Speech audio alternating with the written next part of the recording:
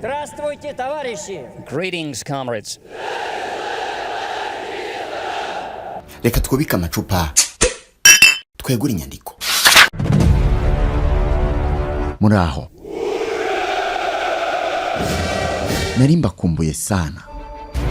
Nitwa oscardushime. Turi ku itariki ya 9 z'ukwa gatanu 2025. Turi Moscow mu murwa mukuru w'Uburusiya.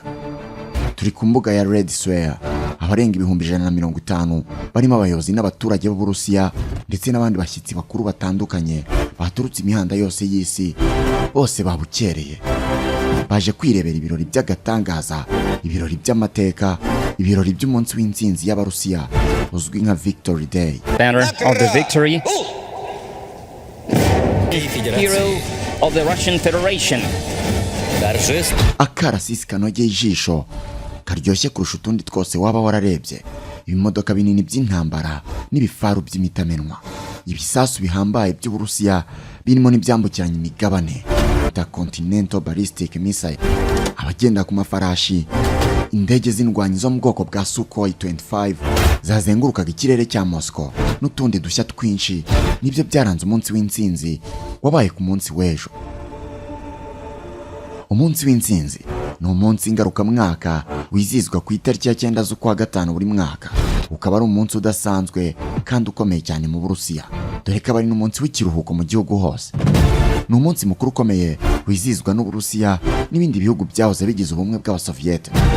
Kuri uyu munsi haba hibukwa intsinzi y'amateka, intsinzi y'agatangaza, ubwo ingabo z'Abasoviete zatsindaga ingabo z'Ubudage bw'abanazi ba Adolf Hitler mu ntambara ya kabiri y'isi yose, by'umwihariko ubwo bafataga Berlin ku itariki ya 8 Gicurasi mu 1994.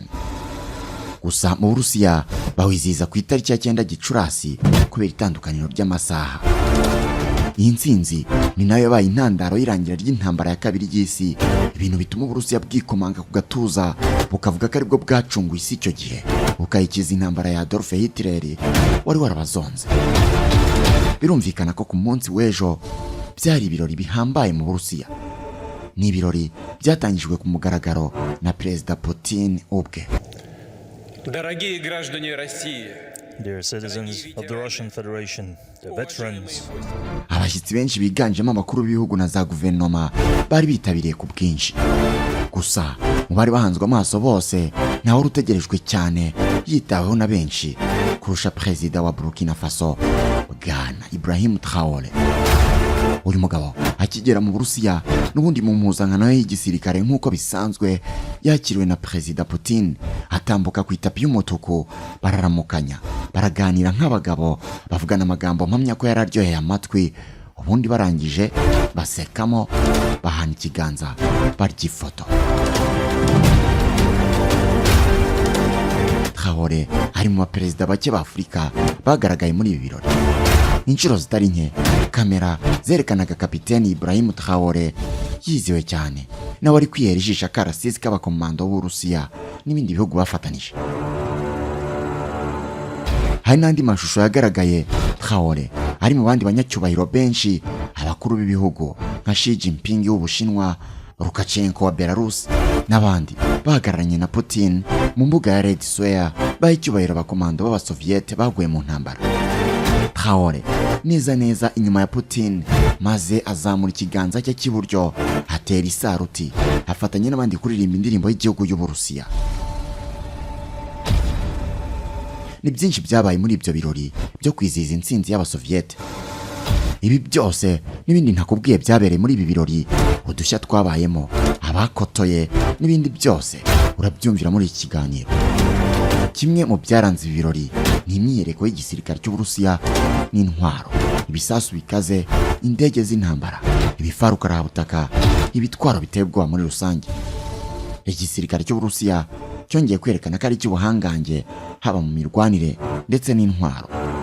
Bwana Eric Rukundo, nicyo uzi ku gisirikare cy'Uburusiya? Ese ibitwaro bihambaye kandi bitera ubwoba buri wese mu isi bigatuma bitekerezaho kenshi mu gihe ashaka kwishora ku Burusiya, hari icyo ubiziho? Ngaho ikore mu mitana, wibwira abatanazi, hanyuma ubwira abakunzi bacu byose uzi ku gisirikare cy'Uburusiya udasize na kimwe. Uburusiya bwamuritse ibitwaro bidasanzwe byahabuye abo mu burengerazuba bw'isi ni mu munsi wabo wo kwizihiza intsinzi batsinzeho igisirikare cy'abanazi ba Adolf mu ntambara ya kabiri y'isi.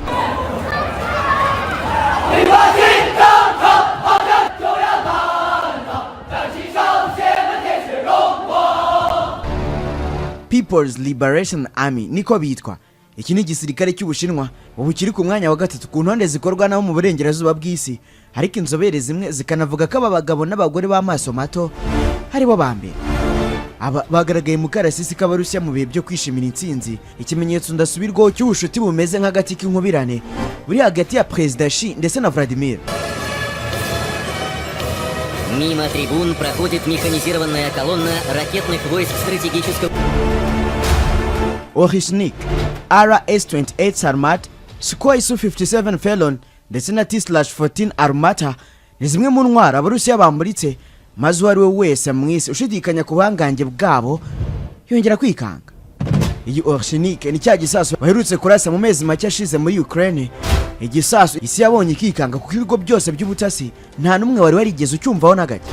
RS-28 Sarmat yo murayizi muri benshi, ni cya gisasu isi yose itinya cyitwa Satani ya kabiri gishobora gusiba umujyi wa New York ku ikarita, naho Sukhoi Su-57 Felon ni indege y'ikiragano gishya y'intambara fighter jet igezweho y'ikoranabuhanga rya nyuma isi ifite. My question is that going back to Ukraine, ikibazo cyanjye kiragaruka ku ntambara yo muri Ukraine. Ni iki kizahimbarutse intambara y'ibisasu kirimbuzi? None twegireye bingana iki ako kaga? Вы знаете, вот нас все время urabizi duhora dushinjwa gutera isi ubwoba ku bijyanye n'ikoreshwa ry'intwaro kirimbuzi. Leta Zunze Ubumwe za Amerika nicyo gihugu cya mbere mu isi cyakoresheje intwaro kirimbuzi mu ntambara ya kabiri y'isi, Hiroshima na Nagasaki. Gusa icyo gihe zari zifite uburemere bwa kilotoni 20. Ubu rero twe dufite intoya cyane zigezweho zipima kilotoni hagati ya 70 na 75. Izo ni ntoya. Rimwe na rimwe abo mu burengerazuba bw'isi mujya mutekereza ko Uburusiya butazigira na rimwe buzikoresha. Dufite umurongo w'ikoreshwa ryazo twagennye. Soma urebe neza icyo uvuga. Nihagira uwo ari we wese uhirahira kuvogera cyangwa se guhungabanya ubusugire n'ubudangarwa bw'Uburusiya, duteganya gukoresha imbaraga zose dufite twirwanaho. Ibi rero ntimukwiye kubifata nk'imikino, mu byumve kandi mu byiteho. Nabonye bacengeza amatwara ngo Uburusiya burashaka gutera, ariko bataye umutwe. Uzi ko bafite imitwe ikomeye wagira ngo naya meza. Bagombaga kwikanga koko. Mu ngingo nyinshi zavuzweho mu isi yose mu myaka 3 ishize, nta nimwe yihariye mu bitangazamakuru kurusha intambara. Intambara yose ikomeye wavuga, yaba y'Uburayi, yaba y'isi, yaba yo mu burasirazuba bwo hagati cyangwa se muri Afurika, uramutse uvuze abayigiramo uruhare ntabwo haburamo Uburusiya. N'uyu munsi intambara zugarije iyi si, yaba yo muri Ukraine, himaze igihe mu burasirazuba bwo hagati y'Abayisilamu na Israeli, haba muri Syria, yewe no hakurya muri Repubulika ya Demokarasi ya Kongo, witegereje neza usanga Uburusiya buzifitemo akaboko. Ndashaka kwibutsa abo bose bavuga ibyo bishakiye ku Burusiya ko igihugu cyacu gifite intwaro z'ubumara, zimwe muri zo zinateye imbere kurusha izo mu bihugu bya NATO. Tuzakoresha imbaraga zacu zose twirwanaho, ntawe tubajije, igihe cyose tuzaba turi kurinda Uburusiya n'abaturage bacu. Iri si iterabwoba. Ndashaka kwibutsa abo bose bavuga ibyo bishakiye ku Burusiya ko igihugu cyacu gifite intwaro z'ubumara, zimwe muri zo zinateye imbere kurusha izo mu bihugu bya NATO. Tuzakoresha imbaraga zacu zose twirwanaho, ntawe tubajije, igihe cyose tuzaba turi kurinda Uburusiya n'abaturage bacu. Iri si iterabwoba. Радиационной, химической и биологической защиты, психологи и переводчики, юристы и финансовые работники. Uburusiya bwamuritse ibitwaro bidasanzwe byahabuye abo mu burengerazuba bw'isi ni mu munsi wabo wo kwizihiza intsinzi batsinzeho igisirikare cy'abanazi ba Adolf mu ntambara ya kabiri y'isi.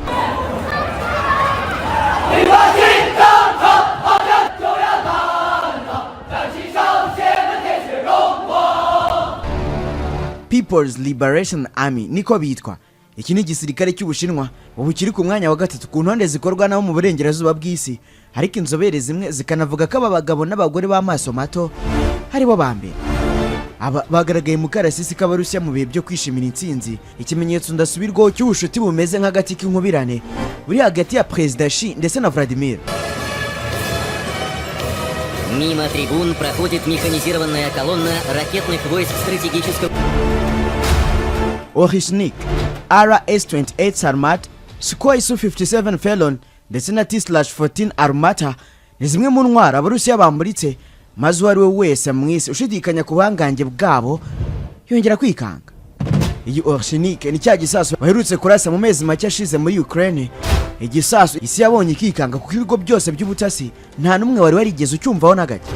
RS-28 Sarmat yo murayizi muri benshi, ni cya gisasu isi yose itinya cyitwa Satani ya kabiri gishobora gusiba umujyi wa New York ku ikarita, naho Sukhoi Su-57 Felon ni indege y'ikiragano gishya y'intambara fighter jet igezweho y'ikoranabuhanga rya nyuma isi ifite. My question is that going back to Ukraine, ikibazo cyanjye kiragaruka ku ntambara yo muri Ukraine. Ni iki kizahimbarutse intambara y'ibisasu kirimbuzi, none twegereye bingana iki ako kaga? Вы знаете, вот нас все время... Urabizi duhora dushinjwa gutera isi ubwoba ku bijyanye n'ikoreshwa ry'intwaro kirimbuzi. Leta zunze ubumwe za Amerika nicyo gihugu cya mbere mu isi cyakoresheje intwaro kirimbuzi mu ntambara ya kabiri y'isi Hiroshima na Nagasaki, gusa icyo gihe zari zifite uburemere bwa kilotoni 20. Ubu rero twe dufite intoya cyane zigezweho zipima kilotoni hagati ya 70 na 75. Izo ni ntoya. Rimwe na rimwe abo mu burengerazuba bw'isi mujya mutekereza ko Uburusiya butazigira na rimwe buzikoresha. Dufite umurongo w'ikoreshwa ryazo twagennye. Soma urebe neza icyo uvuga. Nihagira uwo ari we wese uhirahira kuvogera cyangwa se guhungabanya ubusugire n'ubudangarwa bw'Uburusiya, duteganya gukoresha imbaraga zose dufite twirwanaho. Ibi rero ntimukwiye kubifata nk'imikino, mu byumve kandi mu byiteho. Nabonye bacengeza amatwara ngo Uburusiya burashaka gutera, ariko bataye umutwe. Uzi ko bafite imitwe ikomeye wagira ngo naya meza. Bagombaga kwikanga koko.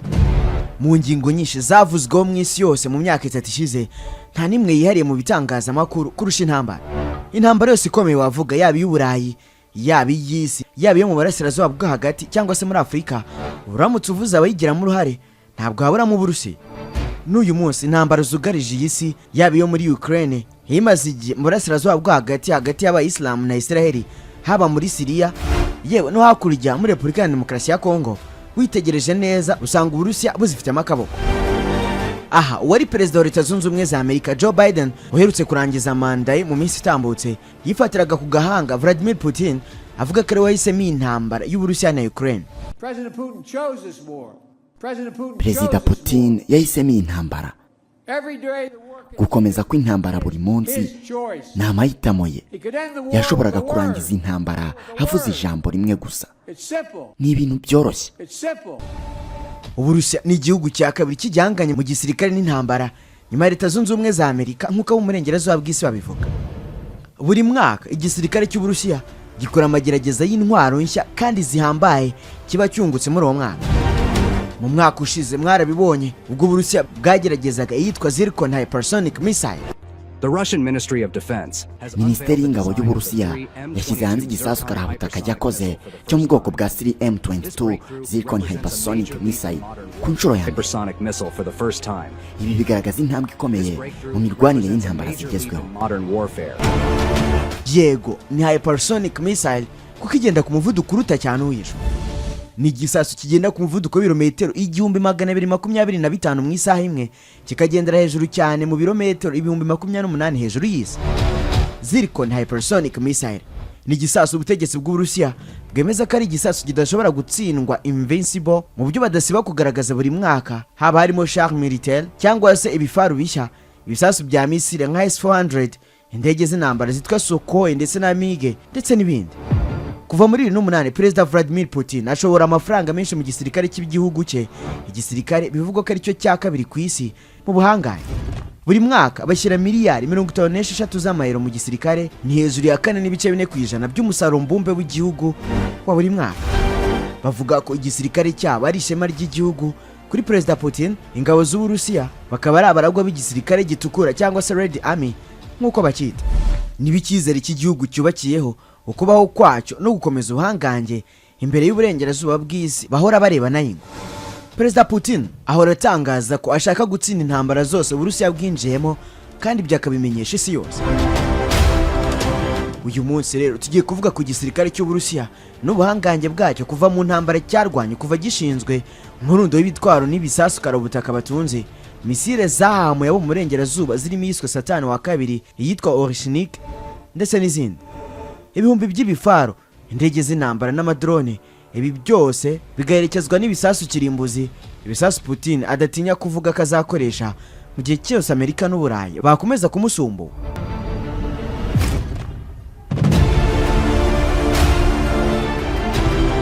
Reka tujyane mu biturika. Iyo bavuga ububasha n'imikorere y'igisirikare cy'Uburusiya, ntabwo hasiba kugaragazwa ubwato burenze bumwe bwa rutura bugenda munsi y'amazi bushobora kwifashisha mu kurasa ibisasu bya nucleaire. Mu birebana n'ibisasu bya nucleaire cyangwa se ibyo twita ibisasu bya kirimbuzi, Uburusiya nibwo bufite byinshi ku isi, bakaba bafite mwene ibi bisasu ibihumbi 5,977.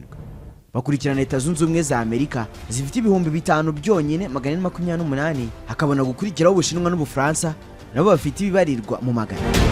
Rwagati mu ntambara Uburusiya bumaze igihe burwanamo na Ukraine, Perezida w'Uburusiya ntabwo yatinye gusaba Minisitiri w'Ingabo ndetse n'umugaba mukuru w'ingabo z'Uburusiya gutegura izi ntwaro zigashyirwa mu mwanya zakwifashishwa igihe icyo ari cyo cyose. Intwaro Abarusiya bafite iteye ubwoba kurusha izindi ni RS-28 Sarmat. Amerika n'Uburayi iki gisasu bakise Saturn II cyangwa se Shitani wa kabiri. Niyo misile ishobora gusenya kurusha izindi zose mu ntwaro zubatswe n'uwari wese kugeza uyu munsi. Ni misile ifite imitwe 12 ya nucleaire ishobora kohereza mu birometero 10,000. Ni igisasu kidashobora kubonwa na za radari zireba ibigenda mu kirere, ikaba intwaro yakubita igihugu runaka bucece ntawe uyibonye, abantu bakabona igihugu gihinduka itongo batazi iki cyituye. Iyi misile bavuga ko ishobora gukuraho ahantu hangana n'Ubufaransa. Kuri Vladimir Putin, iyi ni intwaro izatuma abanzi b'Uburusiya batekereza kabiri mbere yo gufata icyemezo icyo ari cyo cyose cyo guhungabanya umutekano w'Uburusiya. Mu makuru tubona harimo uburyo mu bihe bitandukanye zagiye zikubitwa inshuro mu bitero bitandukanye mu ntambara barimo barwanamo, ariko hari n'andi mashusho twabonye y'ibifaru by'Uburusiya n'ubwinshi bwabyo. Hari nk'ifoto yakwirakwiriye hose igaragaza umurongo w'ibirometero 60 w'ibifaru by'Abarusiya. Ni umurongo w'ibifaru ushobora kuva i Kigali ukagera i Rwamagana. Igisirikare cy'Uburusiya kuva kera cyane cyamamaye kubera umubare w'ingabo zikigize ndetse n'ubuhangange bwabo mu kurwana intambara bidashingiye ku bikoresho gusa, ahubwo binashingiye ku myitozo baba barakoze. Ibi bivugwa haba mu gisirikare cyabo cya kera kizwi nka Red Army ndetse n'igisirikare cyabo kigezweho. Ishyirwaho ry'igisirikare cya Leta Zunze Ubumwe z'Abasoviyete cyiswe Arme Rouge ryaturutse ku gutsindwa k'Uburusiya mu ntambara ya mbere y'isi mu 1918, maze kuva icyo gihe ashingwa iki gisirikare bise Arme Rouge. Iki gisirikare kikimara gushingwa cyahise gitangira kwiyubaka mu birebana n'ubuhanga bw'imirwano hagamijwe ko kizafasha Leta Zunze Ubumwe z'Abasoviyete kubona intsinzi mu zindi ntambara bazarwana.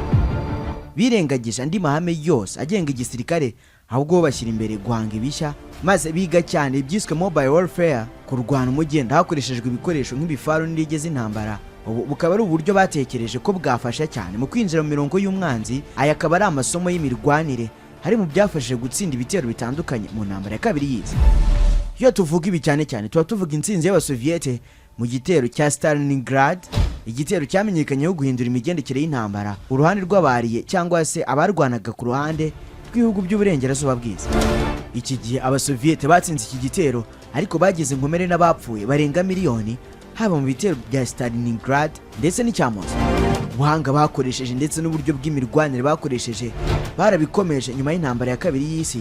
Bivugwa ko nyuma y'intambara ya kabiri igisirikare cy'Uburusiya cyari gifite abasirikare bari hagati ya miliyoni 10 na miliyoni 13. Ubwo nyine bivuze ko hari nk'uko bafata Abanyarwanda bose baba ari abasirikare. Gusa nyuma y'uko Ubudage butsinzwe intambara, abasirikare b'Uburusiya basigaye ari miliyoni 5. Iki gihe ntabwo ingufu z'ubutegetsi bw'Uburusiya zagiye mu kubaka iterambere mu gisirikare cy'Uburusiya. Mu mwaka w'1951 nibwo Abarusiya bakoze imbunda yamamaye cyane nka AK-47. Iyi yamenyekanye ku isi yose nk'imbunda y'akataraboneka izafasha cyane abasirikare bo ku butaka b'Uburusiya mu ntambara zose bazarwana. Ni nako byagenze kandi kuko usibye no mu Burusiya no ku isi yose imbunda yarakoreshejwe kandi n'ubu iracyamara abantu mu ntambara zirwanirwa ku butaka kuva ku ngabo za kera z'ibihugu kugera ku nyeshyamba n'ibisambo byibisha imbunda. Mu gice 1967 Leta Zunze Ubumwe z'Abasoviyete zasohoye indi ntwaro bise BMP-1. Iki ni igifaru cy'agatangaza mu birebana no kurwana intambara zo ku butaka. Ububasha bw'igisirikare cy'Abasoviyete kandi bwazamutse cyane kubera ibisasu bya nucleaire. Aha turacyari mu kubaka ubuhangange hakoreshejwe ikoranabuhanga n'ubuvumbuzi. Mu gice 1986 nibwo Leta Zunze Ubumwe z'Abasoviyete zageze ku mwanya wa mbere ku isi mu kugira ibisasu byinshi bya kirimbuzi. Iki gihe bari bafite ibigera ku 45. Usibye kuba igihangange mu birebana n'imirwano, muri iyo myaka igisirikare cy'Abasoviyete cyanagize uruhare mu kuzamura ubukungu bw'ibihugu, aho mu mwaka w'1980 igisirikare cya Leta Zunze Ubumwe z'Abasoviyete cyakoreshaga 1/3 cy'abaturage bose bagejeje ku myaka y'ubukuru. Aba bari abasirikare cyangwa se abakora indi mirimo ifitanye isano n'igisirikare nko mu nganda zikora imbunda, mu biro by'ubutasi no mu zindi nzego zifitanye isano n'igisirikare. Mu gice 1989 umwe mu Barusiya bane yakoraga mu gisirikare cyangwa mu rwego rugishamikiye. Iyi sano ya hafi hagati y'ubukungu n'igisirikare mu Burusiya icyarimwe yari umugisha ikaba n'umuvumo cyangwa se umwaka. Ugushyira ingufu mu gukora ibikoresho bya gisirikare kurusha ibindi bintu byose byatumye umutungo kamere ndetse n'ibindi bintu byinshi bikenerwa mu gihugu byegurirwa igisirikare. Ibi byari bisobanuye ko igisirikare cy'Uburusiya nikigira ikibazo ubukungu bw'igihugu muri rusange buzaba bufite ikibazo. Uko imyaka yagiye ishira igisirikare cy'Uburusiya cyagiye kigira imbogamizi zitandukanye mu mibereho. Ibibazo bya mbere igisirikare cy'Uburusiya cyagize ni ugutera Afghanistan mu gihe cya 1976. Iki gihe ingabo z'Uburusiya zamaze imyaka 10 muri Afghanistan ziyatakaza miliyari 20 z'amadolari buri mwaka, kutibagiye umubare w'abasirikare bahapfusha. Mu gihe cya 1989 Perezida Gorbachev yafashe icyemezo cyo gucyura izo ngabo, maze uko imyaka yagiye ishira ugusenyuka kwa Leta Zunze Ubumwe z'Abasoviyete kwegereza, niko umubare w'abasirikare b'iki gihugu ndetse n'ububasha byabo byagiye bigabanuka.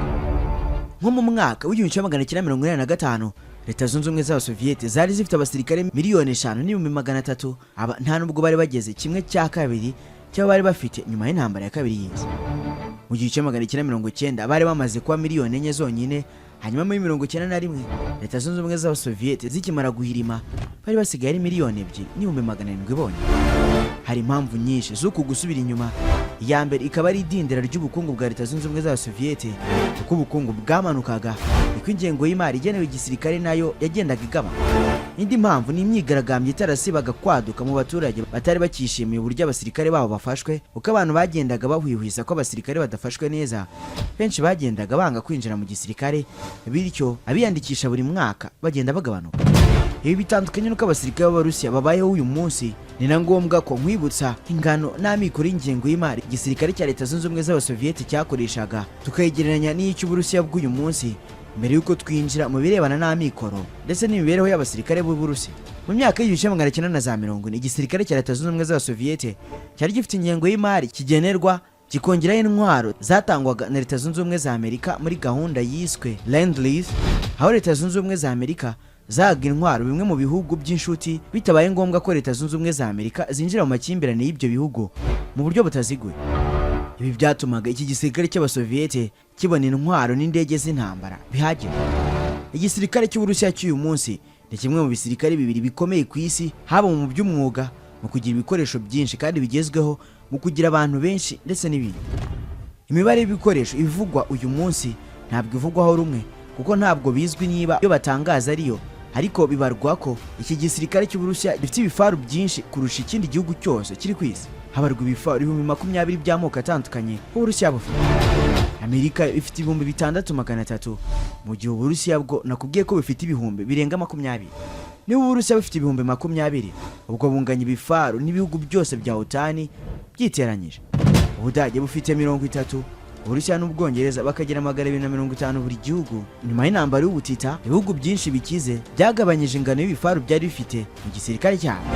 Uburusiya bwo siko byagenze, ahubwo bwakomeje kubyigwizaho nk'uko umusesenguzi w'igisirikare cy'Uburusiya witwa Alexander Goltz avuga ko Uburusiya bufite igisirikare cyo mu kirere gikomeye kuruta icy'Ubushinwa. usibye ko indege z'intambara Uburusiya bufite ari nke cyane ugereranyije n'izo Leta Zunze Ubumwe z'Abasoviyete zari zifite. Mu gice 1986 Leta Zunze Ubumwe z'Abasoviyete zari zifite indege z'intambara 11,400 n'abasirikare 500,100. Ni mu gihe muri 2014 Uburusiya bwari bufite indege z'intambara 1571 n'abasirikare 800,000. Uku kugabanuka guhuzwa cyane no kugabanuka kw'abaturage ba Leta Zunze Ubumwe z'Abasoviyete ugereranyije n'Uburusiya. Nko mu gihe cya 1990 abaturage ba Leta Zunze Ubumwe z'Abasoviyete bari 287,000 mu gihe Uburusiya uyu munsi ari 1,044,000 zonyine. Birumvikana niba abaturage baragabanutsemo kabiri n'umubare w'abasirikare ugomba kugabanuka. Ikindi ni uko mu gihe cya Leta Zunze Ubumwe z'Abasoviyete bagishyiraga mu gisirikare bahora biteguye intambara igihe icyo ari cyo cyose. Uyu munsi leta ishora no mu bindi bintu byinshi, gusa ikoranabuhanga rya gisirikare ryo baracyarifite. Nk'urugero ni indege y'intambara baheruka gukora ya Sukhoi Su-25 attack, iyi bakaba bayita ground attack aircraft, ikaba indege y'intambara ariko itarakorewe kurasa izindi ndege ahubwo yarakorewe kurasa ku butaka. Ibi nibyo byatumye bayita igifaru kiguruka flying tank. Kuva muri 2011 ubuyobozi bw'Uburusiya bukaba bwaratangiye kongera ingengo y'imari igenewe igisirikare. Richard Connery ni umuyobozi w'ishami ryigisha amateka y'Uburusiya, Uburayi na Aziya y'Uburasirazuba muri kaminuza ya Birmingham mu Bwongereza, hagaragaza ko amafaranga Uburusiya bushyira mu bushakashatsi mu bya gisirikare, kwinjiza abantu bashya mu gisirikare ndetse no kubaka ikoranabuhanga rigezweho haruta kure ashorwa muri uru rwego n'ibindi bihugu by'ibihangange nka Leta Zunze Ubumwe za Amerika cyangwa se Ubushinwa. Muri iyi myaka ya vuba Uburusiya bwabashije kubona misile ziraswa mu ntera nini nko ku wundi mugabane zirenga 150. Bubatse kandi kajugujugu z'intambara zirenga 1,000, bakoze indege z'intambara z'indwange nazo zirenga 1,000. Richard Connery akavuga ko no mu gihe ubukungu bw'Uburusiya butifashe neza bakora uko bashoboye kose bakaha igisirikare umugabane munini w'ingengo y'imari. Mu minsi yatambutse igisirikare cy'Uburusiya cyaravuzwe cyane ahanini bivuga ko ubuhangange n'ibigwi gisanganywe byakabaye byaratumye gitsinda intambara kirwanamo na Ukraine mu cyumweru kimwe. Nyamara intambara yamaze imyaka myinshi bikaba byaratumye abantu batangira kuvuga ko ubasha bw'iki gihugu mu bya gisirikare bwagabanutse cyane ugereranyije n'ubw'igisirikare cya Leta Zunze Ubumwe z'Abasoviyete. Gusa nanone nta wakwirengagiza ko Uburusiya butari kurwana na Ukraine gusa, ahubwo bwari bumaze igihe burwana na OTAN yose, Amerika n'Uburayi, ariko n'ubu bananiwe gutsinda iki gisirikare cya Putin. Indi ngingo ishimangira ubuhangange bw'iki gisirikare ni nuko nsoje. Jubundi nitwa Eric Rukundo, Sage Direct, si byose amateka, politike, ikoranabuhanga, ubuzima n'izindi ngingo nyinshi zo tuganira kuri channel. Kora subscribe kugira cyo tubana mu biganiro byacu bya buri munsi ntahema kugutegura. Nawe butaha. Uko bwije nuko bukeye ibiciro by'ibicanwa bikomeza kwiyongera ubutitsa. Ibyo rero bigatera imitsi ya benshi kurega, kubera ko twese kugira ngo tubeho dukenera kurya kandi turya ibyo twatetse. Ubwo rero bisobanuye ko dukenera n'ibicanwa mu guteka. Ikintu cya mbere ni amakuru. Ubu nta mpamvu yo guhangayika kuko quick cooking ibibazo byose by'ibicanwa yaje kubishyiraho iherezo. Aba bagukorera amashyiga meza ya kijyambere abereye ijisho kandi akora neza. Muri quick cooking niho honyine bafite ubushobozi bwo kugukorera amashyiga y'ubwoko bwose, yaba yimukanwa ndetse n'ayubakiye ahantu hamwe. Ndi kukubwira amashyiga atanga umuriro ku kigero wifuza. Ushobora kongera umuriro cyangwa ukawugabanya. Ibyo biba ari amahitamo ufite mu biganza byawe. Aya ni amashyiga ushobora gukoreshamo inshenga, amakara, bitise ugakoreshamo inkwi. Aya ni amashyiga kandi afite umwihariko wo gukonsa mu muriro muke cyane kandi ibyo utetse bigashya neza. Ibaze ko ari ishyiga rigizwe n'ifuru, icyokezo ndetse n'imyanya yo gutekeraho bitewe n'iyo wifuza. Ndetse by'akarusho abakoresha amasafuriya manini ya muvero namwe turabakorera. Haba iwawe cyangwa aho ukorera hose turahagusanga. Amahoteli n'amaresitora namwe ni karibu. Twigisha kandi gukorera amashyiga ndetse twigisha na sudire. Dusanga i Kanombe mu Busanza, i Rwamagana cyangwa se Kimironko muri gare. Aho nutabasha kuhagera ukore ku rutsinga tugusanga aho uri, uhamagaye kuri izo nimero ziri kuri screen yawe. Quick cooking, kugufasha gucana neza kandi kuri make inshingano zacu. Turi mu isi yaho kwambara bifite ijambo rinini kuki abantu bari bukuvugeho cyangwa se uko bari bugufate bakikubona bwa mbere. Bibaho kenshi ko umuntu yakambara neza ariko ntaberwe. kwambara neza icyarimwe ukanaberwa bishobokera gusa umuntu wambitswe na Mbagariye fashion. Ubu inkuru yabaye kimomo. Tudoda imyenda y'ubwoko bwose, yaba y'abagabo, y'abagore, y'abana n'izindi ngeri zose. Umwihariko wacu turaba mbere mu kudoda costume nziza cyane, mwenda wambara ukubonye wese agakoma yombi. Si ibyo gusa kuko namwe abakeneye impuzankano uniform, ibyo ni ibintu tuzobereyemo cyane. Tudodera ibigo by'abanyeshuri, abashinzwe umutekano, amaresitora, amahoteli n'abandi mwese mukeneye impuzankano, byose tukabikora mu mabara na size mwahisemo. Ibiciro byo ntibibakange ni nk'ubuntu. Akarusho kandi twigisha kudoda. Dufite abarimu b'inzobere ku buryo umunyeshuri wigiye muri Mbagariye fashion mu gihe gito gusa aba ari intyoza ku isoko ry'umurimo. Dufite kandi dry cleaner ifura imyenda y'ubwoko bwose, ntidukangwa n'ibizinga. Uyize uyaza rero dusanga aho dukorera Kicukiro Zimya, cyangwa duhamagare kuri izo nimero ziri kuri screen yawe. Mbagariye fashion, we make the difference.